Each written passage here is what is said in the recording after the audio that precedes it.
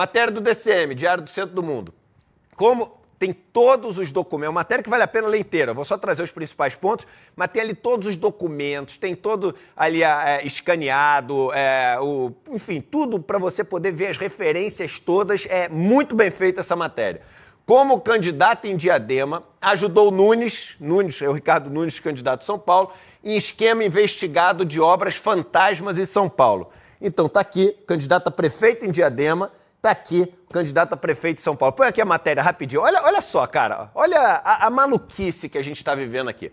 O candidato a prefeito de Diadema, Takaharu Yamauchi, é o Taka, o pessoal chama ele de Taka, tá?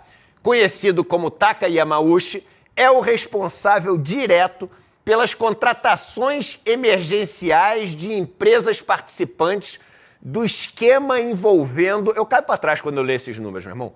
223 obras suspeitas realizadas sem licitação pela Prefeitura de São Paulo durante a gestão do prefeito Ricardo Nunes.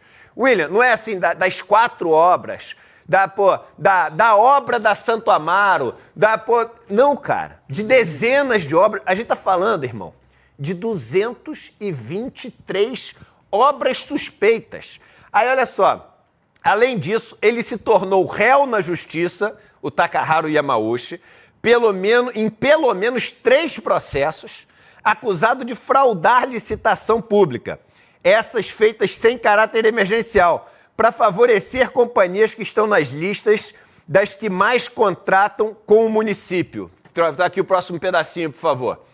As obras foram entregues a amigos do prefeito Ricardo Nunes, do mesmo partido de Taka, conforme uma série de denúncias que vêm sendo publicadas pela imprensa e investigadas pelo MP. Pelo menos, olha a estatística, 7 em cada 10, quer dizer, 70%, pelo menos 70% das obras da prefeitura sob a gestão Nunes possuem suspeita de conluio, diz a matéria do DCM. Meu irmão, tu tem noção do que é 70% das obras terem suspeita de conluio? Do início do ano passado até junho desse ano, vocês estão falando de um período pequeno, Taka era presidente da SP Obras, estatal responsável pelas obras públicas municipais da capital. E nesse período pequeno, tudo isso que a gente está vendo. Assim, era o agora candidato em Diadema quem homologava as contratações emergenciais e assinava o contrato das obras suspeitas. Eu realmente, cara, fico, quando eu olho o que aconteceu no Brasil, e a gente vai falar mais coisa aqui, tem certas coisas que me deixam, assim, perplexo. Por exemplo, aqui em São Paulo, tá? Você tem o Nunes e tem o Boulos. E aí você tem um segundo turno, todo mundo fala, segundo turno, já ganhou, não sei o que, etc. Aí eu paro para pensar, eu falo assim, mas vem cá, como é que pode? Porque no primeiro turno, o Nunes teve 29% dos votos. Tu sabe o que isso significa, irmão? Isso é uma mensagem. O Nunes ter tido 29% no primeiro turno significa, irmão, que mais de 70% das pessoas que moram em São Paulo, que experimentaram o cara, falaram o seguinte, para ele eu não quero dar meu voto de novo.